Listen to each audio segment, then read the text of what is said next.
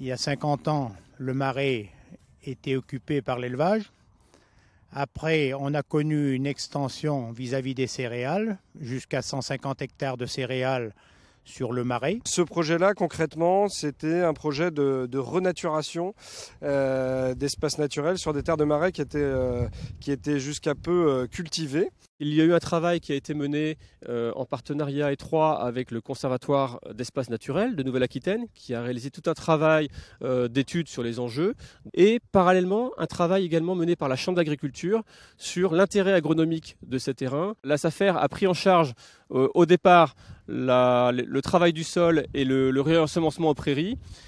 Le Conservatoire a racheté derrière et à rembourser les travaux de restauration qui avaient été engagés. Et ces partenariats agricoles sont essentiels pour atteindre nos objectifs de préservation et de restauration de la biodiversité. L'élevage extensif est particulièrement adapté à ces objectifs de préservation parce qu'il permet de maintenir une hétérogénéité dans le développement de la flore et de laisser les cycles naturels se faire. Ça fait 2 ans que je suis sur les terres de Talmont avec mes moutons. Je les accompagne vraiment dès leur premier moment de vie. Je vérifie que les brebis ont bien du lait. C'est de la vente directe. Ensuite, travailler en partenariat avec l'éleveur pour réaliser les aménagements pastoraux nécessaires à l'exploitation de ces terrains. Donc il y a environ 13 km de clôture qui ont été implantés par l'éleveur avec du matériel fourni par le conservatoire du littoral.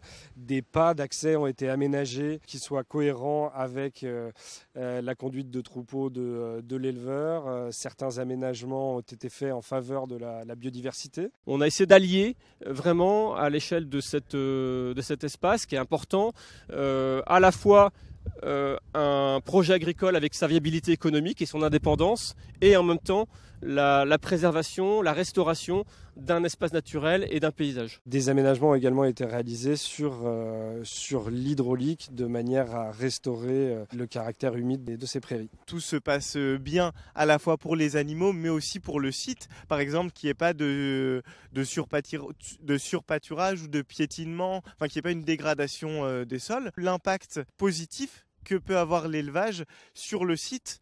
Donc de voir justement qu'on maîtrise bien la végétation pour éviter les repousses de plantes qui seraient indésirables parce qu'elles viendraient envahir l'espace et changer un peu l'équilibre de l'écosystème. Ça a été un projet fondateur qui nous a permis de nous connaître, de travailler ensemble avec la SAFER sur des projets concrets.